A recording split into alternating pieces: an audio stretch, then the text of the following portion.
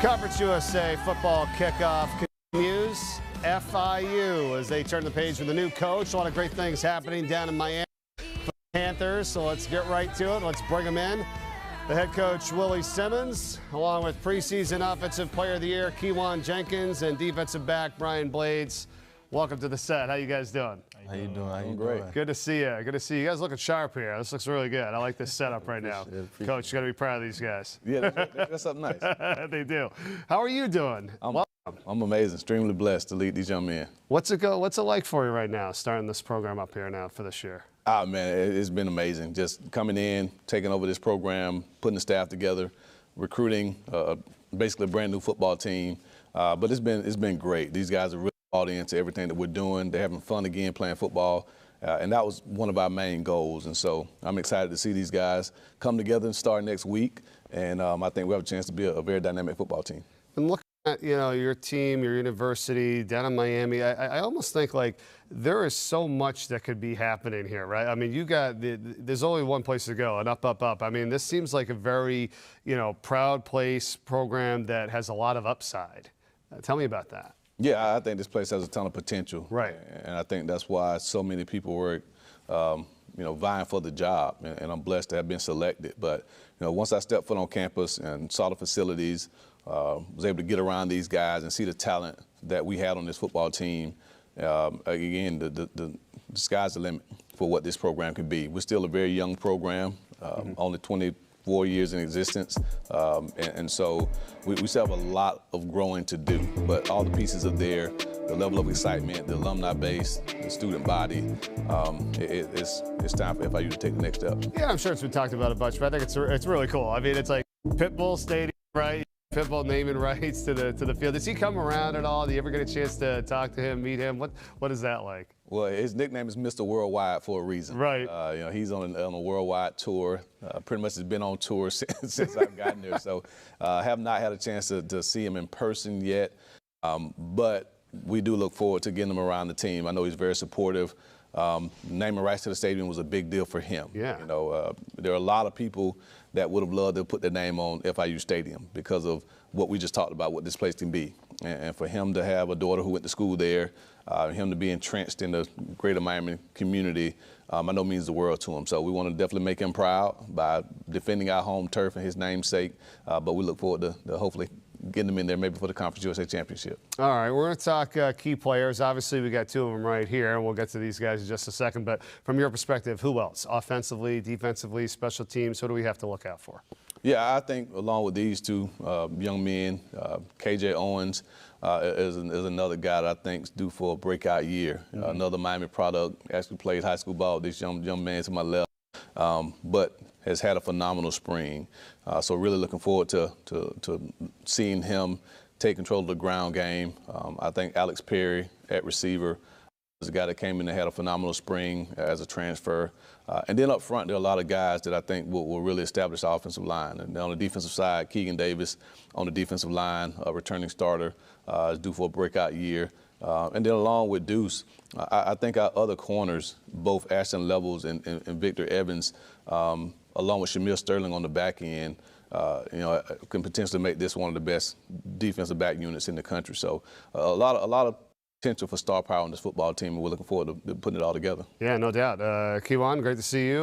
Preseason Offensive Player of the Year, quarterback, and you're a winner, man, right? You have, 3 state titles back in Miami Central High School? Yes, sir. Yeah, what was that like, starting off your career and then moving up to these ranks, being a winner like that? How does that help formulate your game? I say that built some confidence inside me, and confidence is key as a quarterback. So me knowing that the things I could do, that I could help my football team best way as possible, and me knowing that I'm a winner, it built a different type of confidence in me. So, I lead different, I move different, and I walk different. All right, who gave you the nickname Lights Out? When did that come? When did that start? I gave it to myself back in 2011. I got off a video game, actually. I used it in the championship game, basketball game, as my nickname. I actually went out there and dropped 30 and won the MVP, and we won the championship that game. and it kind of stuck with me throughout football as well. And now it's just, you know, a name that I got with me forever. That's awesome. That's awesome. Well, we got to have the fans and people watching learn a little bit more about you personally, right? We know we've seen the highlights right here on the football field, what you can do. But what about for you outside of football? Things you enjoy, things you like doing besides playing the video games, right? And hanging with friends. I always say that. What else do you like to do? I actually don't play games. Oh, okay. I don't have a console, but I like the bowl. Top bowler on the team, he know. Yeah.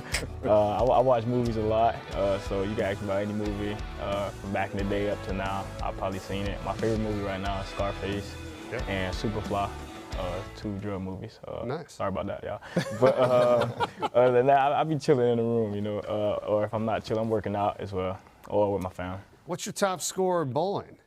My top score, I probably say my highest was like 250, 265. Really? Yeah, I'm smooth. Jeez, that's pretty good. Yeah, you are smooth. Yeah. What's that like? How many strikes did that be? What did you have? Like 1 open frame, maybe? I think it's like it's 10. You got 10 rolls, so that's probably 8 strikes, a spare, and another spare. Yeah. Yeah. Who was playing with you during that time? Was it family? You know, I get real competitive with the fam. You know what I'm saying? Just, I don't like to lose in nothing. Do you watch the professionals on TV? Nah, I don't actually. Okay. I seen this one clip though with this dude. I forgot his name, but he rolled I think a sparrow or strike. He was like, "What do you think you are?" Yeah, I know. I know what you're talking about. Yeah. I should know this right now. The name's got to come to me. I do this, but that's awesome. That's awesome. So you enjoy doing that. Brian, what about you? What are things that you enjoy outside of football? You know, even though I have my on and off nights, you know, bowling is definitely one of them. Okay. And then spending time with the family as much as I can. Have you been able to beat this guy at all, or no? No. I can see it right now. Not yet. Not yet. Okay. Call me on the off night. What about career-wise? I know everybody, like I've said before on this show, too, is goal is, of course, to get to the NFL, keep playing for as long as you can. But what about when football is done, whenever that is? What do you want to do career-wise? You know, something I like to get into, you know, real estate, but I want to pour into the game and get into coaching, too, you know, give back to the community. What could you do right now as a player, and how much, you know, the time is obviously so stretched, right? Because you're practicing, you're playing, you're watching film, school. Do you do anything on the side? Can you do anything in addition to getting ready for football games to help that career as you talk to other people and the people that are watching this? Of course, you know, just going out in the community, talking to people, you know, talking to the kids. You know, I go out to my own Little League park sometimes, you know, watch, pour into as much as I can. It's got to be cool, too, for you, too, Keewan, because, I mean, you've been in this area forever, right? I mean, this is, right? I mean, in Miami. So yeah, what's it's a lot of assets, you know what I'm saying? You just got to network, go around Miami. A lot of things Miami. Everything you need really is in Miami. Actually, one of our defensive backs coach, Anthony Gator, he's in the real estate right now with Antonio Brown's brother, Eddie Brown. He's a broker down there in Miami.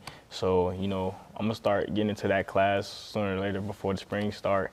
And, you know, he could probably coach me up on like that and stuff I want to do, because he's been in that field for quite some time and he has a lot of knowledge. Yeah, see, that's really cool. So that's the thing, Coach. Like I'll tell people, it's like you got to start working on this now, right? You can't be just like, oh, okay, I graduated, now what? You know what I mean? Like, this is good that, you know, you see your guys going out there doing the community stuff, working on their careers after football. That's got to be, you know, something special that you take pride in as well. Yeah, we have what we call our speaker series. That we start in the spring. Once a week, we bring in different individuals, mainly from around the community, to talk to these guys about financial literacy, about real estate, taxes, all these things. And so, you know, I think of all the classes that we've had, I think the real estate one was probably the most spirited. Yeah. You know, Eddie really came in and really opened our guys' eyes to what real estate can be.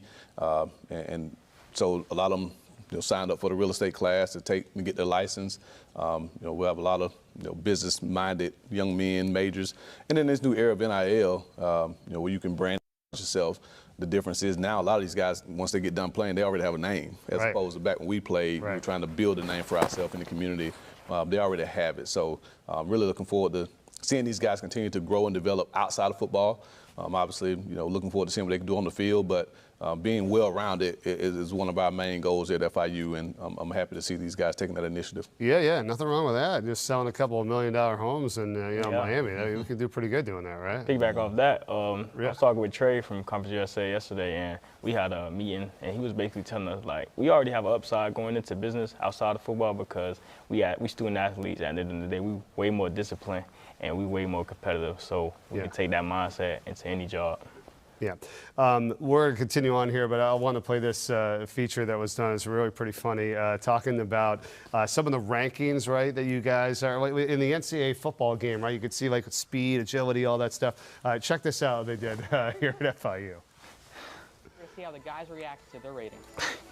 So I've never played football a single day of my life, and I actually don't work for EA Sports. But somehow I convinced all the guys that I single-handedly made each of their ratings for CFB 26. What do you want? Lowest to highest, highest to lowest? How do you want to go do this? Lowest to highest. Lowest to highest, okay. 59 man coverage. 69 block shed. 69? 69. 67 man coverage. What?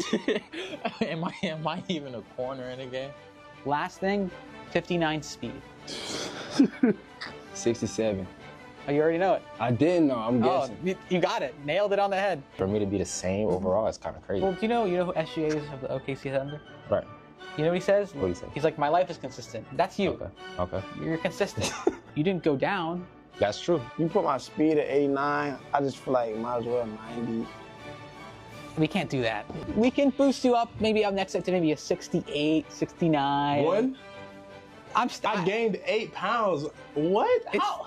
I'm not. We're not here. I'm not Oprah. I don't go. You get 99. You get 84. No, I don't This want is not how it 99. works. I love your attitude. I love your attitude, man. I think that's what's good. I think so. Attitude. Like, I think you get near an 80 with that attitude. 89 strength. I could round that up to 90. 89 still good though.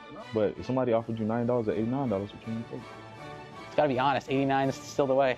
But after y'all watch me pop it, then I need a 72. You pop it like dancing or like pop it like on that field. You heard me, like tweet on that field. Okay. Because I've seen you dance on Instagram. So yeah. I could do that too. Okay. Do you wish that was included in the game? Your dancing abilities? Because if we did that, we can give you 67 or 68. No. If y'all do that, that's 99 right there. 99. Okay. You ain't never seen me hit the Dougie. I mean, we can hit the Dougie. Yeah, man. That's cool and all. Yeah. I'm just blessed to be in the game. Appreciate you. Of course, thank you. Pleasure, man. Thank you, JoJo. JoJo Stone. But I really love your attitude. Appreciate your business. What did all your teammates say about it? So what was he doing? He just give everybody the rankings for It was a prank, but we didn't know until like after the fact, you know what I'm saying? Because he had on like the business type and stuff like that. Yeah, so when I first came in, he had me fooled, you know what I'm saying? But towards the end, I kind of figured like it was something going on. Because he kept saying like I was getting mad, but I wasn't getting mad, you know? And I was just letting him know like, y'all trying me. It's my friend Demetrius made crash me up every time. So every time somebody like text me and say something crazy, I send him that picture, that screenshot of his face like. Yeah, with the rankings and stuff like that. That's great. It is pretty impressive how they do it all, right? But that's funny. Yeah. What would you probably give your guys? Like, who has probably the top speed? Who has like some of those categories? Go through a couple of those and tell me on the team who. Fastest player on the team right now, a freshman we got, named Tyson Carter. Okay. And who else? Andre Brown. Yeah. And then he got my guy right here, Brian Blade, B2. Okay. What else we got? Speed. Yeah, that's probably like my top. A lot of categories. Yeah. Strength. Quaylen Hill. We got the young boy. Yeah, man. Yeah. How does that stuff translate on the field, though, sometimes, Coach, right? You know, I'll get those things during a game as a play-by-play guy, and I'll like, oh, he can bench press, 320, and he squats 600. But what is he doing on the field, right? And I get it. Speed, it's huge, but that's running straight line, 4-point whatever. You got to have the ability on the field, too. How does some of that stuff translate on the field? You know what I mean, from your perspective? Yeah, well, I think our strength coach, Matt Hickman, does an amazing job. We're training football players, not weightlifters or track runners. And so I think the number one thing for our guys, we have the way we do anything is the way we do everything. And so it's one thing to go in the weight room and bench press 300-plus pounds or power clean a lot of weight, but if in your brain you're not translating that to how you perform on the football field, it doesn't matter. Right. So if you can go in and power clean 325, but if you don't see yourself coming through your hips, making a tackle or making a block, then it doesn't translate. So for us, the main thing is making sure that our guys understand why they do what they do in the weight room. How are these lifts translating to football? How are these conditioning runs, changing direction drills, and all these things making them better football players? So, again, we're never going to post our numbers to say we're the quote-unquote strongest team in America or have the fastest 40 times in America. We want to make sure that when we turn the film on, that we look like a strong football team. We look like a fast, athletic, agile football team. So, again, I tip my hat to Coach Hickman and his staff.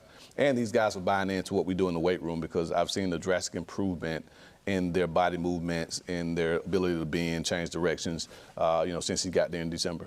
We'll get to the schedule in a minute. Want to get from you your background, who you are. Tell fans, your personality, things that make you tick, because we just see you on the field as a coach. But what is that like for you? Who are you? I'm just a little country boy from North Florida.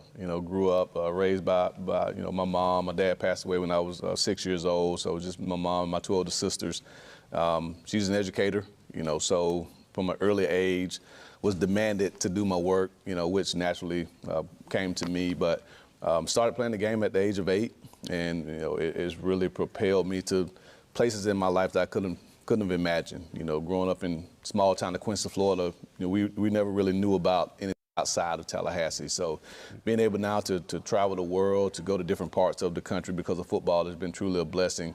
But I'm a low-key guy, family man, married, 6 kids, don't really have any hobbies. I don't fish, I don't golf, I don't hunt. I drink wine and enjoy a nice cigar, by myself. But, football really encompasses a lot of what I do. It's not necessarily who I am, but it takes up a lot of my time, and pouring into these guys is really what I'm all about. So I try my best to be the best father, the best husband, the best coach, player I can be. But, every day you're working to get better at those things. And hopefully these guys see an example of what hard work and sacrifice looks like when they look at me, and hopefully it inspires them to work to be their very best selves. Yeah, for sure. Well said. I don't know how low-key gets in the same sentence with 6 kids. I mean, that must be crazy, right? He has 113 kids. That's right, you do. You're right. You do. You absolutely do. Schedule-wise, let's take a look at the schedule here to see what's coming up for FIU this fall here in Conference USA. I mean, we're highlighting the Kennesaw State game there, of course, a bunch of national TV games. We got a few here with you on ESPN. CBS Sports. What's standing out to you, Coach, when you run down this list? I know it's one game at a time, but tell me what you see here on the schedule. Well, no, I think it's a very competitive schedule. We open up with an in-state team, and although Bethune-Cookman's an FCS opponent, the one thing that we're not proud of, and that we definitely have to do something to change, is that we've never beaten them. Yeah. And the 4 times we played FIU, Bethune in the past, we haven't beaten them. So that's something that this football team obviously is going to work hard to change. And then a great opportunity to go up to Happy Valley, to take on Penn State, right. Many say is one of the top teams in America, so that's a great opportunity for us to go back to Big Ten country. Obviously played Indiana last year, and then obviously come back home for the Shula Bowl, which is a trophy that we got to bring home against our in-state rival. So, after that we start conference play, this is a very competitive league. Really enjoy getting to know all the head coaches and seeing a lot of the players here at Media Day. And I think it's going to be a spirited year, and I think it's going to be a year that football fans will enjoy watching Conference USA games. Yeah, that's cool. Keelan, Brian, what do you guys think about that with the games coming up? And that will be fun being at Penn State, I'm sure. I mean, I'm behind here, man. You know what I'm saying? We focus on Bethune-Cookman as of right now. Yeah. Then after that, we're going to take it one game at a time. We're not taking no team lightly, though. We coming. That's all I say. Yeah, no team lightly at all. One game at a time. Same player every game. Let me ask you this before we go. When we hear that phrase, what do you do specifically week in and week out to try to take it one game at a time? Because it's got to be hard. The mental aspect of this game. We were here at the golf headquarters. I was talking about golf. That, to me, mentally is more important, I think, than the actual physical. What do you do to take it one game at a time? Okay, so we play on Saturdays, first couple games of the season. So from Sunday to that Saturday, you focus on that opponent and that opponent only. And then after that, it's all out your head. And then start back that Monday, because you get that Sunday off. That Monday, from Monday to Saturday, your focus on the next opponent. So that's how I handle it, you know what I'm saying? Yeah, he pretty much, hit on, just make sure you're a professional, your preparation. Make sure you're in the film book, and make sure in practice, you're giving 100 every day. All right, guys. Great talking to you. Thanks so much. Pleasure. Wishing you all the best this year, this upcoming season, and we'll see you down the road, okay? Appreciate it. Appreciate it. All right, Thank thanks you. a lot, Coach. Guys, appreciate it.